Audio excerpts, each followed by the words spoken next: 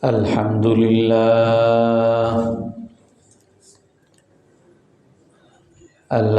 لله نحمده ونستعينه ونستغفره ونؤمن به ونتوكل عليه ونعوذ بالله من شرور أنفسنا ومن سيئات أعمالنا من يهده الله فلا مضل له ومن يضلله فلا هادي له ونشهد أن لا إله إلا الله وحده لا شريك له ونشهد أن سيدنا ومولانا محمدا عبده ورسوله أرسله بالحق كثيرا من الناس أرسله بالحق بشيرا ونذيرا من يطع الله ورسوله فقد رشد واهتدى ومن يعصهما فقد ضل وغوى أما بعد فأعوذ بالله من الشيطان الرجيم بسم الله الرحمن الرحيم وما لنا ألا نتوكل على الله وقد هدانا سبلنا ولنصبرن على ما آذيتمونا وعلى الله فليتوكل المتوكلون وقال الذين كفروا لرسلهم لنخرجنكم من أرضنا أو لتعودن في ملتنا فأوحى إليهم ربهم لنهلكن الظالمين ولنسكننكم الأرض من بعدهم ذلك لمن خاف مقامي وخاف وعيد واستفتحوا وخاب كل جبار عنيد صدق الله العظيم وقال النبي صلى الله عليه وسلم ما أطيبك من بلد وأحب إلي من بلد لولا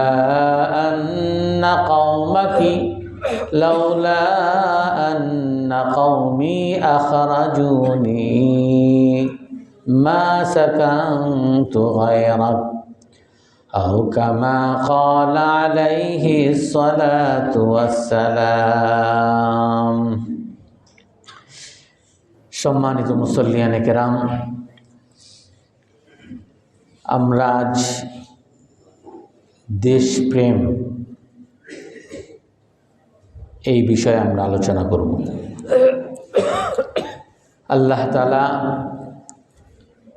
কোরআনে কারীমের মধ্যে বলেন,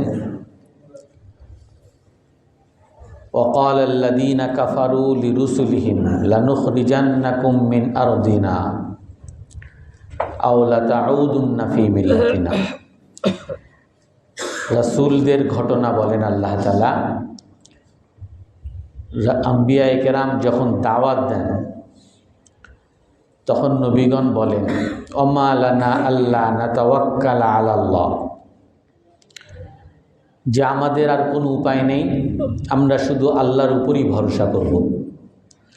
ওয়ালা নাসবিরান্না আলা মা আযাইতুমুনা, আর তোমরা আমাদেরকে যতই কষ্ট দাও সেই কষ্টের উপরে আমরা বরদাস্ত করব, সেই কষ্টগুলো সহ্য করব। ও আলাল্লাহি ফালইয়াতাওয়াক্কালিল মুতাওয়াক্কিলুন, আর আল্লাহর উপরই ভরসা করা দরকার যারা ভরসা করতে চায়। ওয়াকাল আল্লাযীনা কাফারু লিরুসুলিহিম, কাফেররা তখন রসুলদেরকে বলে লানুখরিজান্নাকুম মিন আরদিনা, আমরা তোমাদেরকে অবশ্যই অবশ্যই আমাদের বাড়ি থেকে বের করে দিব, আমাদের দেশ থেকে বের করে দিব। আও লাতাউদুন্না ফি মিল্লাতিনা, অথবা তোমরা আমাদের ধর্মে ফিরে আসো। অর্থাৎ হে নবী, তুমি যেই তাওহীদের দাওয়াত দিতেছো, এই দাওয়াত আমরা গ্রহণ করব না, এই দাওয়াত থেকে তুমি বিরত থাকো, আর না হয় তোমাকে আমাদের দেশ থেকে বের করে দিব। আর যদি আমাদের দেশে থাকতে চাও তাহলে আমরা যেই ধর্মে আছি সেই ধর্মে থাকো, নতুন এই তাওহীদের কথা আমাদের সামনে বলবা না। আও লাতাউদুন্না ফি মিল্লাতিনা ফাআওহা ইলাইহিম রব্বুহুম লানুহলিকান্না যালিমিন, আল্লাহ তাআলা তখন এই রসুলগণের কাছে ওহী পাঠান যে হে রসুলগণ, আপনারা তো তাদের কষ্ট, তাদের সমালোচনা, তাদের তিরস্কার, গালিগালা সহ্য করতেছেন, অবশেষে তারা আপনাদেরকে বের করে দিতে চাচ্ছে, দেশ থেকে বের করে দিতে চাচ্ছে। আপনারা দাওয়াতের কাজ করতে পারতেছেন না, আপনাদেরকে তাদের মতো কাফের বানিয়ে নিতে চায়, আপনাদেরকে দেশ থেকে বের করে দিতে চায়। তবে আল্লাহর পক্ষ থেকে নির্দেশনা শুনে নেন। ফাআওহা ইলাইহিম রব্বুহুম লানুহলিকান্না যালিমিন, আল্লাহ তাআলা এই নবীগণের কাছে নির্দেশ পাঠান যে লানুহলিকান্না যালিমিন, আমি অবশ্যই অবশ্যই এই জালিম অত্যাচারীদেরকে ধ্বংস করে দিব। ওয়ালানুসকিনান্নাকুমুল আরদা মিন বাদিহিম, আর এই জালিম অত্যাচারীদেরকে ধ্বংস করার পরে এই দেশে আমি আপনাদেরকেই জায়গা দিব। নবীগণের কাছে আল্লাহ তাআলা ওহী পাঠান যে হে রসুলগণ, হে নবীগণ, আমি এই জালিমদেরকে ধ্বংস করে দিব, আর এই জালিমদের দেশে আমি আপনাদেরকেই জায়গা করে দিব। লানুহলিকান্না যালিমিন ওয়ালানুসকিনান্নাকুমুল আরদা মিন বাদিহিম যালিকা লিমান খাফা মাকামি ওয়া খাফা ওয়াঈদ। আর এই নির্দেশনা, এই ঘটনা, এই কথোপকথন তাদের জন্য যারা আমাকে ভয় করে এবং আমার কাছে ফিরে আসাকে ভয় করে।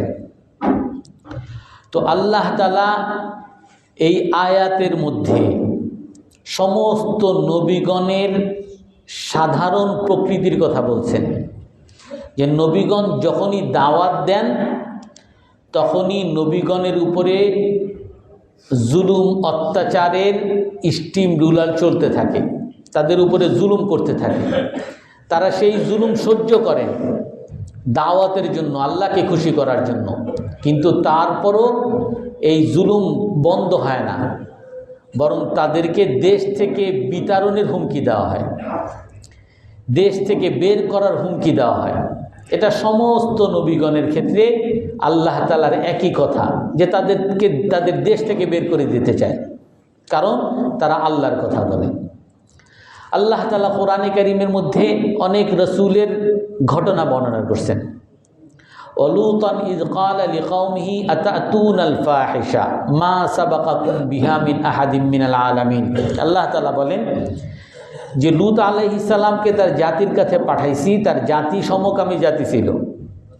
তো লূত আলাইহিস সালাম তার জাতিকে বলে যে তোমরা এমন খারাপ কাজে লিপ্ত হইছো যেই খারাপ কাজ পৃথিবীর কেউ আগে তোমাদের আগে করে নাই। ইন্নাকুম লাতাতুনার রিজালা শাহওয়াতাম মিন দুনিন নিসা, তোমরা মেয়েদেরকে বাদ দিয়ে তোমাদের যৌন চাহিদা ছেলেদের কাছে পূরণ করতে যাও। ইন্নাকুম কওমুন তাজহালুন, এটা অনেক মূর্খতা, অনেক নিম্ন শ্রেণীর একটা কাজ। লূত আলাইহিস সালাম তার জাতির এই খারাপ কাজের যখন দাওয়াত দেয়, খারাপ কাজ থেকে বিরত রাখার জন্য যখন চেষ্টা করে, তখন এই জাতি লূত আলাইহিস সালাম কি বলছেন আল্লাহ তাআলা বলেন, ওমা কানা জাওয়াবা কওমিহি ইল্লা আন ক্বালু আখরিজুহুম মিন ক্বরিয়াতিকুম ইন্নাহুম উনাসুন ইয়াতাতাহহারুন। এই জাতির উত্তর আর কিছু ছিল না, আল্লাহর ভাষায় তাদের একটাই উত্তর ছিল। তারা তখন লূত আলাইহিস সালামকে লক্ষ্য করে বলেন, আখরিজুহুম মিন ক্বরিয়াতিকুম, এই লূত আলাইহিস সালাম এবং লূত আলাইহিস সালামের সাথে যারা আমাদের সমকামিতার বিরোধিতা করে, এদেরকে দেশ থেকে তাড়িয়ে দাও, এদেরকে বিতাড়িত করে দাও। কেন, তাদের কি দোষ? ইন্নাহুম উনাসুন ইয়াতাতাহহারুন, তারা খুব ভালো গিরি দেখায়, তারা এমন ভালো, খুব পবিত্রতা দেখায়, আল্লাহর ভাষা এমন। ইন্নাহুম উনাসুন ইয়াতাতাহহারুন, তারা এমন লোক যারা পবিত্রতা দেখায়, ভালোগিরি দেখায়, বুজুর্গি দেখায়, এটাই একটা দোষ। এরা হুজুর, এটাই একটা দোষ।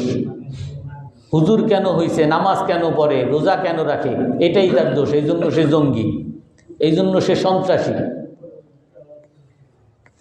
তো লূত আলাইহিস সালামের জাতি লূত আলাইহিস সালামকে যেই হুমকি দেয় সেটা কি? আখরিজুহুম মিন ক্বরিয়াতিকুম, দেশ থেকে তাদেরকে তাড়িয়ে দাও। ইন্নাহুম উনাসুন ইয়াতাতাহহারুন, কারণ তারা এমন লোক খুব পবিত্রতা দেখায়। শুধু লূত আলাইহিস সালাম না, ইব্রাহিম আলাইহিস সালামকে যখন ইব্রাহিম আলাইহিস সালাম নামরুদ এবং নামরুদের সাঙ্গপাঙ্গর বিরুদ্ধে তাওহীদের দাওয়াত দেয়, তখন তারা কি বলে? হাররিকুহু ওয়ানসুরু আলিহাতাকুম, যে তোমরা যদি তোমাদের মূর্তির পক্ষে থাকো তাহলে এই ইব্রাহিমকে জ্বালিয়ে দাও। ও আরাদু বিহি কাইদান ফাজআলনাহুমুল আখসারিন, এবং ইব্রাহিম আলাইহিস সালামকে তারা জ্বালাতে চাইছে। আল্লাহ তাআলা বলেন যে ইব্রাহিম আলাইহিস সালামের বিরুদ্ধে ষড়যন্ত্র, চক্রান্ত, অনেক কিছু করতে চাইছে, কিন্তু আল্লাহ তাআলা সব ব্যর্থ করে দিয়েছেন। ফাজআলনাহুমুল আখসারিন, আল্লাহ তাআলা তাদেরকে ব্যর্থ করছেন। কিন্তু তারপরেও ইব্রাহিম আলাইহিস সালামের পিছু তারা ছাড়ে নাই। ইব্রাহিম আলাইহিস সালামের পিছনে লাগাতার চক্রান্ত, কষ্ট দিতেই হইছে। ওয়ানাজ্জাইনাহু ওয়া লূতান ইলাল আরদিল্লাতী বারাকনা ফিহা লিল আলামিন, আমি অতঃপর এই ইব্রাহিম আলাইহিস সালামকে তাদের হাত থেকে আমি মুক্তি দান করছি। ইব্রাহিম আলাইহিস সালামকে এই জাতি, এই খারাপ জাতি থেকে আমি মুক্তি দান করছি। ইব্রাহিম আলাইহিস সালাম সেখান থেকে হিজরত করে অন্য দেশে চলে গেছেন, ওই দেশ থেকে তারা বিতাড়িত করে দিয়েছেন। তো আল্লাহ তাআলা কোরআনে কারীমের মধ্যে বিভিন্ন নবীর কথা এইভাবে বলেছেন যে তার জাতির একটা বড় ষড়যন্ত্র, বড় চক্রান্ত, বড় কষ্ট, বড় শাস্তি, যেটা কাফেরদের পক্ষ থেকে ছিল, দেশ থেকে তাড়িয়ে দেওয়া। ওয়াকালা রাজুলুম মুমিন মিন আলি ফিরআউনা ইয়াকতুমু ঈমানাহু আতাকতুলুনা রাজুলান আন ইয়াকুলা রাব্বি আল্লাহ ওয়া ক্বাদ জাআকুম বিল বায়িনাতি মির রাব্বিকুম। আল্লাহ তাআলা বলেন যে মূসা আলাইহিস সালাম ফেরাউনের বিরুদ্ধে দাওয়াত দিতেছেন, তাওহীদের পক্ষে দাওয়াত দিতেছেন। ফেরাউনের পছন্দ হয়নি, তো ফেরাউন মূসা আলাইহিস সালামের বিরুদ্ধে অনেক ধরনের কষ্ট, অনেক ধরনের সমালোচনা, অনেক ধরনের শাস্তি দেওয়ার চেষ্টা করছে। যখন কোনোটাই কাজ হয় নাই, তখন মূসা আলাইহিস সালামকে তারা হত্যা করার নির্দেশ দিছে, যে মূসা আলাইহিস সালামকে হত্যা করে দেবে। তো তখন আল্লাহ তাআলা বলেন, একজন মুমিন এসে মূসা আলাইহিস সালামকে বলতেছে, ইন্নী লাকা মিনান নাসিহিন ফাখরুজ মিনহা ইন্নী লাকা মিনান নাসিহিন। হে মূসা আলাইহিস সালাতু ওয়াস সালাম, আপনাকে ফিরআউন ইন্নাল মালাআ ইয়াতামিরুনা বিকা ইয়াকতুলুকা, এই পরিষদ ফিরআউনের বাহিনী তারা ষড়যন্ত্র করে সিদ্ধান্ত নিছে যে আপনাকে তারা হত্যা করে দিবে। তো এই জন্য আপনি যদি বাঁচতে চান তাড়াতাড়ি এখনই বের হয়ে যান, দেশ থেকে চলে যান। ফাখারাজা মিনহা খাইফান ইয়াতারাক্কাব, তখন মূসা আলাইহিস সালাম ওই দেশ থেকে, ফিরআউনের দেশ মিশর থেকে গোপনে পালিয়ে গেছেন। তো এই সমস্ত নবীদের উপরে তার জাতির একটা বড় শাস্তি ছিল এটা, যে তাদেরকে দেশ থেকে তাড়িয়ে দেওয়া। আর নবীদের জন্য সবচেয়ে কষ্টকর একটা বিষয় ছিল নিজের ঘর বাড়ি আত্মীয় স্বজন এগুলো থেকে চলে যাওয়া। আর এই জন্যই আল্লাহ তাআলা কোরআনে কারীমের মধ্যে স্পষ্ট করে বলেন এই দেশকে রক্ষা করার জন্য কি করতে হবে। وقال الملأ من قوم فرعون, তালুতের যুগে তার জাতি, তারা তালুত ওই যুগের নবী ছিলেন, ওই নবীর কাছে আসছেন, ইবাআস লানা মালিকান নুকাতিল ফি সাবিলিল্লাহ, যে আমাদেরকে একজন, হে নবী আপনি আল্লাহর কাছে দোয়া করে আমাদেরকে একটা রাজা এনে দেন, এক সেনাপতি এনে দেন, আমরা তার নেতৃত্বে আল্লাহর রাস্তায় যুদ্ধ করব। ইবাআস লানা মালিকান নুকাতিল ফি সাবিলিল্লাহ। ক্বালা হাল আসাইতুম ইন কুতিবা আলাইকুমুল কিতালু আল্লা তুকাতিলু। তখন এই নবী ওই জাতিকে বলতেছেন যে দেখো আমি আল্লাহর কাছে দোয়া করতে পারি, আল্লাহ তাআলা হয়তো বা তোমাদের জন্য রাজাও পাঠাবেন, কিন্তু তোমরা হয়তো তখন তোমরা যুদ্ধ থেকে পিছনে চলে যাবা, যুদ্ধ করবা না, বাড়িতে বসে থাকবা, আল্লাহর কথা মানবা না। এখন যেমন খুব একেবারে আগ্রহ দেখাচ্ছ, উত্তেজনা দেখাচ্ছ, তখন ভয়ে সব কাতর হয়ে যাবা। আসা ইন কুতিবা আলাইকুমুল কিতালু আল্লা তুকাতিলু। ক্বালু ওয়ামা লানা আল্লা নুকাতিলা ফি সাবিলিল্লাহি ওয়া ক্বাদ উখরিজনা মিন দিয়ারিনা ওয়া আবনাইনা। তখন এই জাতি নবীর কাছে বলেন আপনি আল্লাহর কাছে দোয়া করেন, আমরা কেন পিছপা হব, আমরা কেন এই রাজার নেতৃত্বে কেন আমরা যুদ্ধ করব না, আর আমাদেরকে আমাদের বাড়ি থেকে তাড়িয়ে দিছে, আমাদের বংশ থেকে তাড়িয়ে দিছে। ওয়াকাদ উখরিজনা মিন দিয়ারিনা ওয়া আবনাইনা, আমাদের দেশ থেকে তাড়িয়ে দিছে, আমার ঘর বাড়ি থেকে তাড়িয়ে দিছে, আমি কেন যুদ্ধ করব না।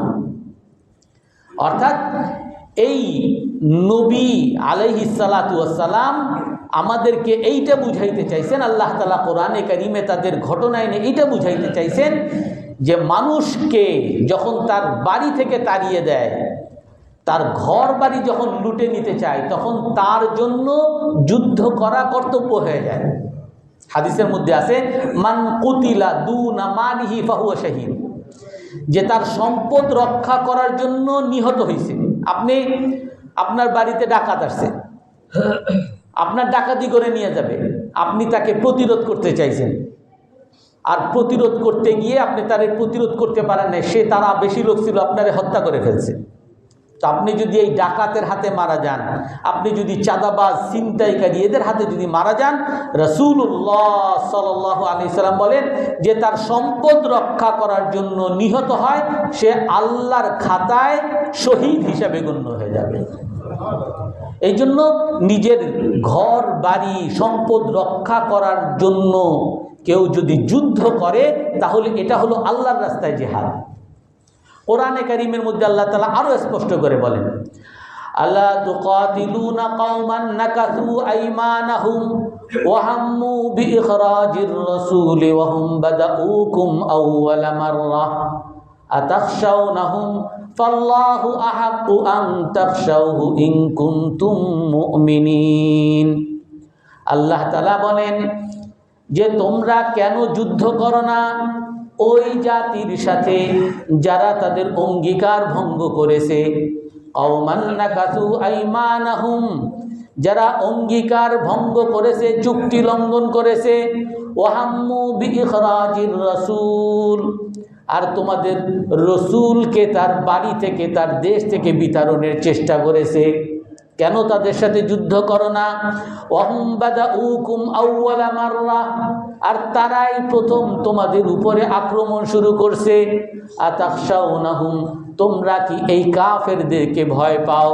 ওয়াল্লাহু আহাক্কু আন তাখশাউ, আল্লাহকে তোমাদের ভয় পাওয়া উচিত।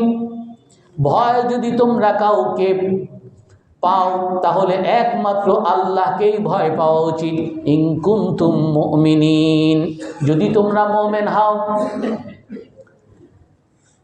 আল্লাহ তাআলা কোরআনের অন্য আয়াতের মধ্যে বলেন, ওয়া ইয ইয়ামকুরুকা ইয ইউখরিজুকা লিইউসাব্বিতুকা আও ইয়াকতুলুক আও ইউখরিজুক ওয়া ইয়ামকুরুনা ওয়া ইয়ামকুরুল্লাহ ওয়াল্লাহু খায়রুল মাকিরিন। এই কাফেররা আপনার বিরুদ্ধে চক্রান্ত করতেছে। কি চক্রান্ত করে? ইউকাত্তিলুক, আপনাকে হত্যা করতে চায়। আও ইউখরিজুক, অথবা আপনাকে দেশ থেকে বের করে দিতে চায়। ওয়া ইয়ামকুরুন, তারা লাগাতার চক্রান্ত করতেই আছে আপনার বিরুদ্ধে। ওয়া ইয়ামকুরুনা ওয়া ইয়ামকুরুল্লাহ, তারা চক্রান্ত করে, আল্লাহ তাআলাও কৌশল নির্ধারণ করেন। আল্লাহু খায়রুল মাকিরিন, আর আল্লাহ তাআলা সবচেয়ে উত্তম কৌশল নির্ধারণকারী। এই জন্য দেশকে রক্ষা করা বা দেশপ্রেম, এটা মুসলমানের অন্যতম একটা বিধান। আর এই দেশপ্রেমের জন্য, দেশ রক্ষা করার জন্য যদি কেউ যুদ্ধ করে, এটা আল্লাহর রাস্তায় যুদ্ধ হিসাবে গণ্য হবে। দেশের জন্য কারো সাথে যদি বিরোধিতা করতে হয় তাহলে আল্লাহর জন্য বিরোধিতা করা হিসাবে গণ্য হবে। কোরআনে কারীমের মধ্যে আল্লাহ তাআলা আরো বলেন, ইন্নামা ইয়ানহাকুমুল্লাহু আনিল্লাযীনা কাতালুকুম ফিদ্দীন ওয়া আখরাজুকুম মিন দিয়ারিকুম ওয়া যাহারু আলা ইখরাজিকুম আন তাওয়াল্লাউহুম ওয়া মান ইয়াতাওয়াল্লাহুম ফাউলাইকা হুমুজ জালিমুন। আল্লাহ তাআলা খুব স্পষ্ট করে বলেন, যদি কারো মধ্যে এই ব্যাপারে কোনো সন্দেহ থাকে, এই আয়াতটা আপনার ঘরের সামনে লিখে রাখবেন, কোরআন শরীফ খুলে আপনি পড়তে থাকবেন। 28 পারার 19 নম্বর 9 নম্বর পৃষ্ঠায় সূরা মুমতাহিনার মধ্যে আল্লাহ তাআলা বলেন, ইন্নামা ইয়ানহাকুমুল্লাহু আনিল্লাযীনা কাতালুকুম ফিদ্দীন, যারা তোমাদের সাথে তোমাদের ইসলামের জন্য যুদ্ধ করে, একটা কারণ, যারা তোমাদের জন্য, তোমরা মুসলমান বলে তোমাদের সাথে যুদ্ধ করে।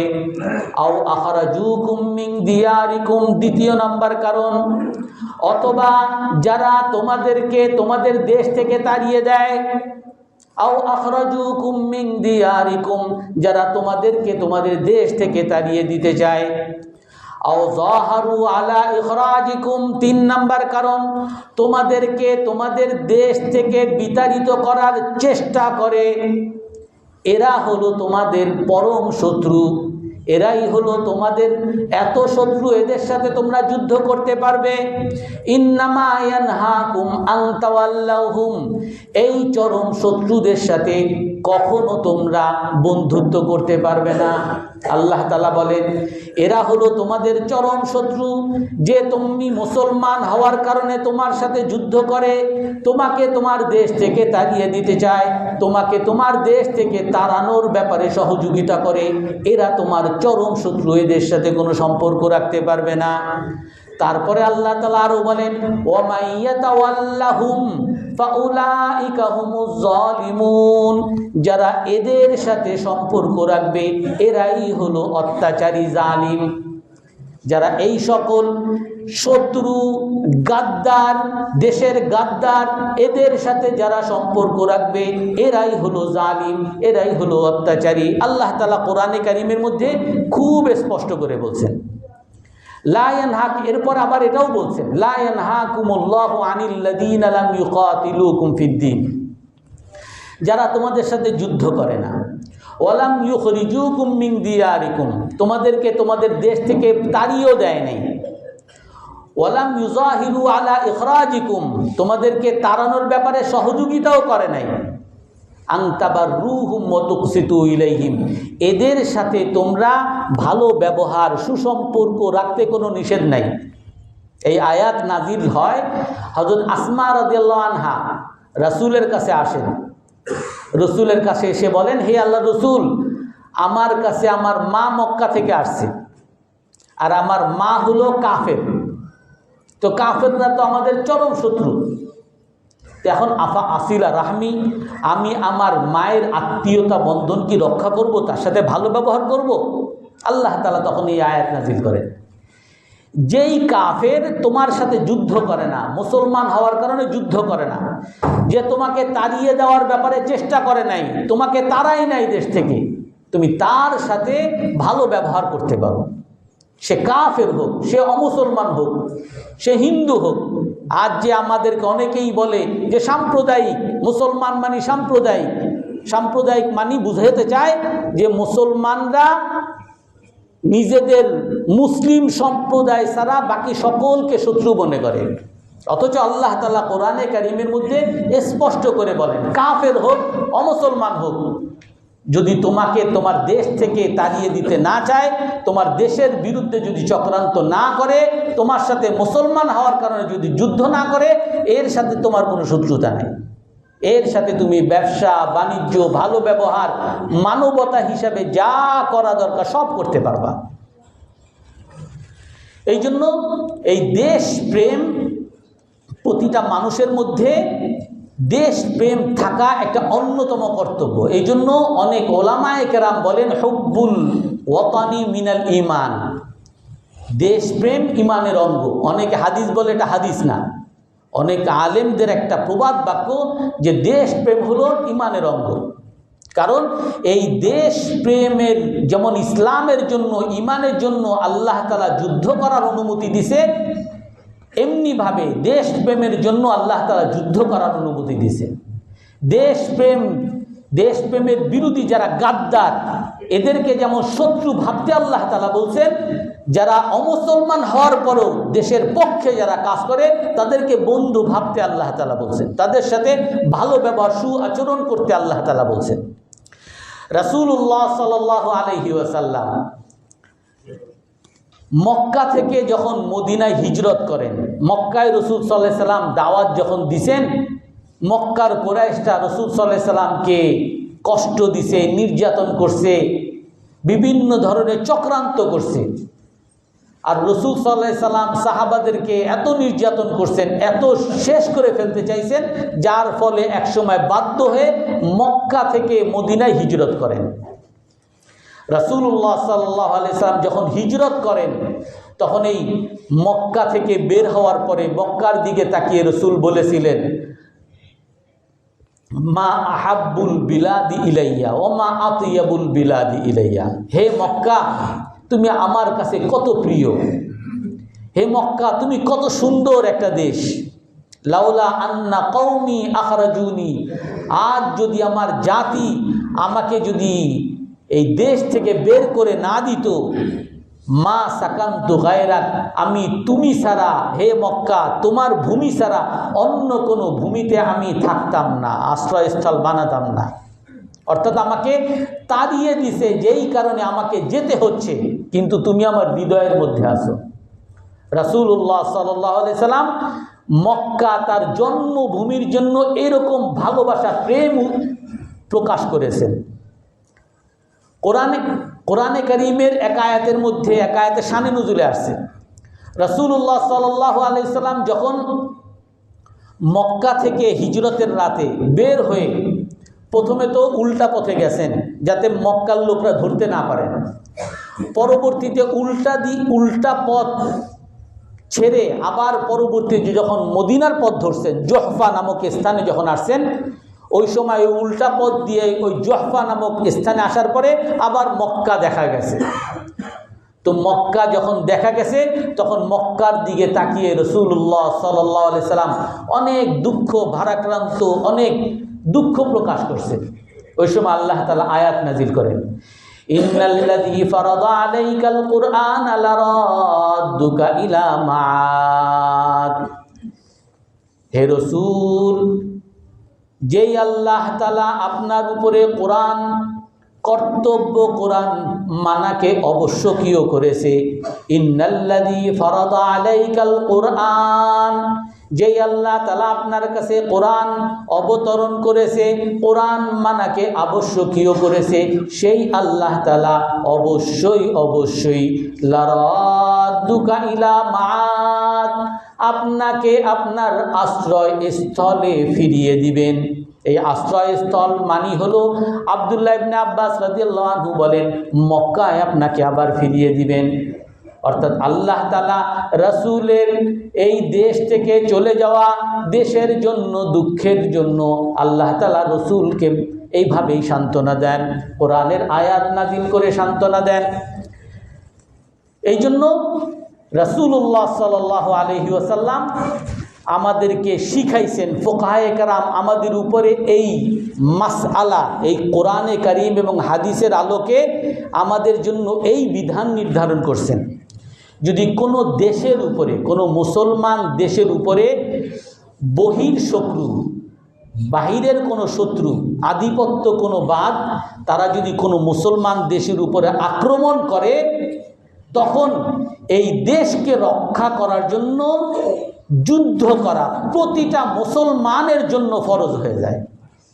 যদি আমাদের বাংলাদেশের উপরে কথার কথা আশেপাশের কোনো দেশ যদি আক্রমণ করে, দখল করতে চায়, সেই সময় এই বাংলাদেশের প্রতিটা মুসলমান, শুধুমাত্র সেনাবাহিনী না, প্রতিটা মুসলমানের জন্য দেশকে রক্ষা করার জন্য যুদ্ধ করা ফরজ হয়ে যায়। নামাজ যেমন ফরজ, এরকম ফরজ হয়ে যায়। এই জন্য দেশপ্রেম থাকা মুসলমানের অন্যতম কর্তব্য। আর এই দেশকে রক্ষা করার জন্য নিজের জীবন দেওয়াকে সবচেয়ে উত্তম জীবন দেওয়া, শাহাদাত হিসাবে, শহীদ হিসাবে আল্লাহ তাআলা বর্ণনা করছেন। এই দেশের উপরে যদি কেউ আক্রমণ করে, এই দেশকে রক্ষা করার জন্য প্রতিটা মুসলমানকে জিহাদ করা, প্রতিটা মুসলমানের জন্য যুদ্ধ করা ফরজ হয়ে যায়। আর এই যুদ্ধের জন্য প্রতিটা মুসলমানের প্রস্তুতি নেওয়াও ফরজ। আল্লাহ তাআলা অন্য আয়াতের মধ্যে বলেন, ওয়াআইদ্দু লাকুম মাসতাতাতুম মিন কুওয়া, তোমাদের সামর্থ্য অনুযায়ী তোমরা যুদ্ধের জন্য প্রস্তুতি নাও। এই কোরআনে কারীমের আল্লাহ তাআলার এই আদেশ, এই আয়াত, এইটা বর্তমানে কাফেরদের জন্য সবচেয়ে বড় ভয়ানক হুমকি স্বরূপ হিসাবে তাদের উপরে আসে। এই আয়াত যেই বলে তাকে যেমনি হোক থামাও। কারণ তাদের দেশগুলোতে আপনারা দেখবেন অনেক দেশ আছে, ইসরায়েল থেকে নিয়ে বিভিন্ন দেশ আছে, এই দেশের মধ্যে প্রতিটা মুসলমান, প্রতিটা নাগরিকের জন্য দেশের সেনাবাহিনী, সেনা ট্রেনিং নেওয়া আবশ্যকীয় কর্তব্য। তারা যদি ওই সেনা ট্রেনিং না নেয়, তাহলে তাদেরকে চাকরি দেয় না, কোনো চাকরি পাবেন। আপনি সার্টিফিকেট দিবেন, সার্টিফিকেটও দিবেন আপনাকে, কারণ দেশের জন্য আপনাকে সেনা ট্রেনিং, কমপক্ষে 2 বছর সেনা ট্রেনিং নিতে হবে। আর যার কারণে ওই ইসরায়েলের কারণে, আমি মিশরে ছিলাম, মিশরে দেখেছি আমাদের সাথে যারা পড়তো, ওদের পড়ার পরে ওদেরকে 2 বছর বা 3 বছর সেনা ট্রেনিং ওদেরকে বাধ্যতামূলক নিতেই হবে। আর এটা কষ্টকর, এই জন্য ওরা কেউ যাইতে চাইতো না, কিন্তু তাদেরকে যেতেই হবে। তো এই জন্য এই যে প্রতিটা, এই যে আল্লাহ তাআলা যে সবাইকে, প্রতিটা মুসলমানের জন্য জিহাদের ট্রেনিং নেওয়া, জিহাদের জন্য সম্বল গ্রহণ করা যে ফরজ করছেন, এইটা যখনই আপনি বলবেন, তখনই এই সকল কাফের মুশরিকরা বলবে কি, এই যে জেহাদি, এই যে জঙ্গি, এই হলো সন্ত্রাসী। অথচ যত জঙ্গিবাদ আপনারা দেখছেন বিভিন্ন জায়গায় লেখা আসে, সারা পৃথিবীর মধ্যে যত সন্ত্রাসী কার্যকলাপ হয়, এই যত একটা তালিকা করা হয়েছে 20টা দেশ, 20টা দেশের মধ্যে সবচেয়ে প্রথম 20টা কোন কোন দেশে বেশি সন্ত্রাস হয়। এই 20টা দেশের মধ্যে কোনো মুসলমান দেশ নেই। 20টা দেশের একটা পরিসংখ্যান করা হয়েছে, যেই সকল দেশগুলোতে সবচেয়ে বেশি ধর্ষণ হয়, এই 20টা দেশের মধ্যে কোনো মুসলমান দেশ নেই। এই 20টা দেশ করা হয়েছে সবচেয়ে বেশি মাদক গ্রহণ করে, মাদকাসক্ত, মদ খায়, এই 20টা দেশের মধ্যে কোনো মুসলমান দেশ নাই। আপনি এখনো আমাদের দেশে এক জায়গায় একটু বুম ফাটলেই ওই জায়গায় কেমনে জঙ্গি বইলা হুজুরদেরকে সাধারণ ধরার জন্য যেইভাবে নাটক সাজানো হয়, অথচ আমেরিকায় 2 দিন পর পর একজন লোক গিয়ে স্কুলে যাবে, নিরীহ শিশু স্কুলে গিয়ে এরকম ব্রাশ ফায়ার করে 20-30টা বাচ্চারে মেরে ফেলে। আর এইটা হলো সাধারণ একটা তাদের দেশের কালচার। আর তাদের দেশে এই অবৈধ অস্ত্র তাদের দেশের জন্য অনুমতিও আছে। আর এই অস্ত্র তারা নিয়ে তারা একটা স্কুলে যায় আর 20-30 জনকে হত্যা করে। এটা কি যে তার মাথা খারাপ হয়েছে, তা সে মেন্টালি খারাপ, সে তার অভিশাপ হয়েছে, তার বউ ছুটে গেছে, তার মা অমুক হয়েছে, এই বিভিন্ন কারণ। অথচ আমাদের দেশগুলোতে আপনারা দেখছেন এই যে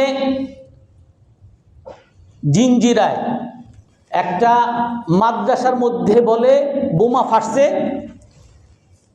ওইখানে ছাদ উড়ে গেছে বা বিল্ডিংয়ের ওয়াল ভেঙে গেছে। সর্বশেষ আপনারা এই আমি যুগান্তর থেকে বলতেছি, তারা একটা অনুসন্ধানী রিপোর্ট করছে যে যেই লোক এইটা করে এই লোক সে নাকি বহুত আগেও আরো বেশ কয়েকবার পুলিশের কাছে ধরা পড়ছে, সে বোমা বানাইতে পারে, পুলিশের কাছে ধরা পড়ছে। আর এর মূল হলো বিভিন্ন এজেন্সির উনি একজন কর্তা, পেইড এজেন্ট। সে এরকম বোমা এক জায়গা বানায়, এক জায়গায় বোমা একটা ফুটায় আর জঙ্গি ধরো, এর নাম তো থাকে। সাথে নিরীহ অনেক আলেম ও ওলামা ওই এলাকার মধ্যে যদি কেউ থাকে সবার নাম তালিকায় ঢুকে যায়, আর সব জঙ্গি। আর জঙ্গি মামলায় পড়া, আমি আমার পরিচিত একজন এত নিরীহ, সেই ভোলার মধ্যে একটা সামান্য একটা স্কুলে পড়ায় সে যখন ওই সব মামলায় পড়া মানে তার জীবনটা শেষ। এই মামলা কখনো তার জামিনও হয় না, এই সব মামলায় মুক্তি পাওয়ার উপায় নাই। একবার মুক্তি পাবে, আবার আরেক জায়গায় জঙ্গি, আবার কোন জায়গায় হামলা হয়েছে তারা আবার ধরে নিয়ে আসে।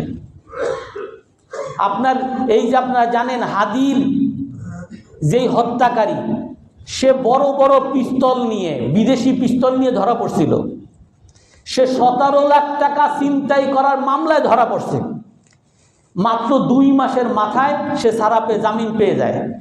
আর এই আলেম ওলামা, নিরীহ আলেম ওলামা যাদের কোনো দোষ নাই, কোনো দোষ কেউ প্রমাণও করতে পারে নাই, শুধু ওই এলাকার মধ্যে যদি কেউ কোনো এক জায়গায় বোমা ফুটছে এইটাই দোষ, আর তারে এই জেলখানায় ঢুকায়। সে এখন পর্যন্ত অনেক আলেমরা জেলখানায় এখনো আছে, তাদেরকে জামিন দেওয়া হয় না, তারা জামিন পায় না, এরা জঙ্গি, বিরাট দেশের জন্য বিরাট ক্ষতিকর। অথচ আপনারা জানেন, আপনারা প্রতিটা এলাকায় আমাদের মুসলমানরা খুঁজতে পারে যে যারা নামাজ পড়ে, যারা রোজা রাখে, যারা দিনদার, মসজিদে আসা যাওয়া করে, এরা ইসলামের জন্য, দেশের জন্য কতটুকু ক্ষতি করে, কোথায় ক্ষতি করছে, একজন মানুষ প্রমাণ দেখ। আপনারা যেমন দেখবেন এই যে ইন্ডিয়ার পররাষ্ট্র মন্ত্রণালয় থেকে তাদের বিজ্ঞপ্তি টানানো হয়েছে, সেখান থেকে তারা সংবাদ পরিবেশন করছে যে বাংলাদেশে নাকি 29টা, শুধু এই কয়েকদিনের মধ্যে 29টা ঘটনা তারা পাইছে যেইখানে নাকি হিন্দুদেরকে নির্যাতন করা হয়েছে, হিন্দুদের উপরে নাকি জেনোসাইড চলে, হিন্দুদেরকে নাকি গণহত্যা চালাইতেছি আমরা বাংলাদেশে। আমরা তো বাংলাদেশে থাকি, আপনারা কেউ কোনো জায়গায় দেখছেন যেই সব জায়গায় হিন্দু এলাকা আছে কোনো মুসলমানের মধ্যে এই হিন্দুকে মারার কোনো আগ্রহ, হিন্দু বলে সে হিন্দু, শুধুমাত্র এই কারণে কোনো মুসলমান তার সাথে খারাপ আচরণ করার কোনো আগ্রহ কোনো মুসলমানের মধ্যে পাইছেন আপনারা? কোথাও পাবেন না। অথচ এইগুলা নিয়ে তারা প্রোপাগান্ডা যে আমাদের দেশে নাকি আমরা হিন্দুদেরকে মেরে ফেলতেছি। অথচ এরা তাদের এজেন্ট খাড়া করে এক জায়গায় একটা বোমা হামলা করে, আর এইখান থেকে সাধারণ মুসলমান, সাধারণ আলেম ওলামা, নিরীহ আলেম ওলামা এদেরকে ধরে জঙ্গি বানিয়ে ফেলে। আর সারা পৃথিবীতে, আর বাংলাদেশেও কিছু গাদ্দার আছে, দেশ বিরোধী কিছু গাদ্দার আছে, এরা ওই সকল বিদেশি কাফের মুশরিকদেরকে খুশি করার জন্য এদেরকে, সাধারণ মুসলমান নিরীহ, তারা জানে নিরপরাধ, এদেরকে তারা জঙ্গি মামলা, সন্ত্রাসী মামলা, অমুক মামলা দিয়ে দেখায় যে আমরাই একমাত্র এই জঙ্গিদেরকে দমন করার জন্য আমরা আছি। এই জন্য আল্লাহ তাআলা আমাদেরকে এই দেশের জন্য, দেশ রক্ষার জন্য প্রতিটা মুসলমানকে দায়িত্ব দিয়েছেন। প্রতিটা মুসলমান, প্রতিটা হুজুরের উপরে দায়িত্ব। আর এই মুসলমানরা যখন বলবে যে এই ইসলাম রক্ষার জন্য, আমার দেশ রক্ষার জন্য আমাকে যুদ্ধের ট্রেনিং নিতে হবে, এদেরকে জঙ্গি বলা হবে। আপনার দেশ আর একজন দখল করে নেবে, বলবে যে আপনার সেনাবাহিনীর কোনো অস্ত্র দরকার নাই, বিমান দরকার নাই, কেন? আমরা তো আছি আপনাদেরকে রক্ষা করার জন্য। আপনাদের কোনো বিমান লাগবে না, আপনাদের কোনো ট্যাঙ্ক লাগবে না, আপনাদের কোনো সমরাস্ত্র লাগবে না। আর তারা একদিন পর পর তারা অমুক অস্ত্র, অমুক শস্ত্র, অমুক ক্ষেপণাস্ত্র তারা প্রতিদিন তারা পরীক্ষা চালায়। আর আমাদের বাংলাদেশের নিজেদের রক্ষা করার জন্য আমাদের কোনো প্রস্তুতি দরকার হবে না। আর যদি আমরা প্রস্তুতি নিতে যাই, আমরা জঙ্গি হয়ে গেছি। এই জন্য আজ এই কথা বলার উদ্দেশ্য হলো যে আমাদের মধ্যে এই দেশপ্রেম জাগরিত সারা বাংলাদেশে হয়েছে। আপনারা দেখছেন 2 দিন আগে আমাদের সাবেক প্রধানমন্ত্রী, তার জানাজা হয়েছে। সেই জানাজার মধ্যে লক্ষ লক্ষ মানুষ আসছে। তারও কিছুদিন আগে শরীফ ওসমান হাদি, তার জানাজা হয়েছে, সেখানেও হাজার হাজার মানুষ, লক্ষ লক্ষ মানুষ হয়েছে। আর ওইটাই যখন গেছি, তখন আমি যেই জানাজার মধ্যে যখন যাই, তখন এই মেট্রো রেলের মধ্যে স্লোগান, নারায়ে তাকবীর, আল্লাহু আকবার, দিল্লি না ঢাকা, ঢাকা ঢাকা, গোলামি না আজাদি, আজাদি আজাদি, এইরকম স্লোগান প্রতিটা মানুষের মুখে মুখে। কারণ প্রতিটা মানুষের অন্তরের মধ্যে, আপনি বলেন আর না বলেন, গণমাধ্যমে যাই আসুক আর না আসুক, প্রতিটা মানুষ বুঝতেছে যে আমাদের দেশটাকে কারা গিলে খেয়ে ফেলতেছে, আমাদের দেশটার স্বাধীনতা কারা খর্ব করতেছে। এই ইন্ডিয়া যে আধিপত্যবাদ এমনভাবে আমাদের দেশটাকে খুঁড়ে খুঁড়ে খাওয়ার জন্য আমাদের দেশের মানুষগুলোকে এমনভাবে গাদ্দার বানাইছে। আমার এখনো মনে আছে, এই বেগম খালেদা জিয়া এত নির্যাতিত নিপীড়িত হওয়ার পরে এত মানুষ তার জানাজা আসছে। 2006 সনে যখন তার নির্বাচন হয়, সেই নির্বাচনের মধ্যে তার একটা স্লোগান ছিল যে দেশ বাঁচাও, মানুষ বাঁচাও। সে এই স্লোগান দিয়ে তার নির্বাচনী প্রচারণা চালাইছে। আর ওই সময় আমি অনেক মানুষকে দেখছি, ওনারা বেশি আধিপত্যবাদগিরি করে, ওনাদের ভারত বিরোধিতা ছাড়া ওনাদের কোনো রাজনীতি নাই। আর অথচ সেই ভারতরে আমরা ভালোবেসে মহব্বত করে এমন করছি যে আমাদের দেশটাকে পুরো গিলে খেয়ে ফেলছিল। আর এই জন্য এখন প্রতিটা যুবক, প্রতিটা কিশোরের অন্তরের মধ্যে দেশপ্রেম জাগরিত হয়েছে। আর তারা তাদের শত্রুর ব্যাপারে সোচ্চার হয়েছে যে আমার দেশকে যদি বাঁচাইতে চাও, তাহলে দিল্লি না ঢাকা, ঢাকা ঢাকা, গোলামি না আজাদি, আজাদি আজাদি। এই আজাদির লালসা, এই আজাদির উত্তেজনা প্রতিটা মুসলমানের মধ্যে আসছে। আর এই কাজের মধ্যে যারা ছিল, যারা সত্যের পক্ষে ছিল, যারা ইনসাফের পক্ষে ছিল, আল্লাহ তাআলা দুনিয়াতে হয়তো তাদেরকে জেলখানায় পচাইছেন, দুনিয়াতে হয়তো তাদের অনেক কষ্ট হয়েছে, কিন্তু আল্লাহ তাআলা মৃত্যুর পরে তাদেরকে সুসম্মান, তাদেরকে সম্মান আল্লাহ তাআলা দান করেন। আল্লাহ তাআলার ইনসাফ কখনো শেষ হয় না। আল্লাহ তাআলা ভালোর বদলা সবসময় ভালো দেয়, আর যে খারাপ করে, খারাপের বদলা সে সবসময় খারাপ পাবে। এই জন্য এই দেশকে ভালোবাসা, দেশের জন্য কাজ করা, দেশকে রক্ষা করার জন্য কাজ করা, দেশ বিরোধী যারা থাকবে এই সকল গাদ্দারদের বিরুদ্ধে সবসময় সোচ্চার থাকা, দেশের বিরুদ্ধে যারা যে কোনো অপকর্ম করতে চাবে তাদের বিরুদ্ধে সবসময় সোচ্চার থাকা, এগুলো সব হলো আমার ঈমানের অঙ্গ, এগুলো সব হলো আমার দেশপ্রেমের অঙ্গ হবে। এই জন্য আমরা সবাই আল্লাহকে ভালোবেসে আমাদের দেশকে ভালোবাসার চেষ্টা করব তো ইনশাআল্লাহ। এইখানে একটা বিভ্রান্তি, শুধু আমি 2টা হাদিস বলি। ফাসিলা রাদিয়াল্লাহু আনহা রসুলের কাছে আসছেন, হে আল্লাহর রসুল।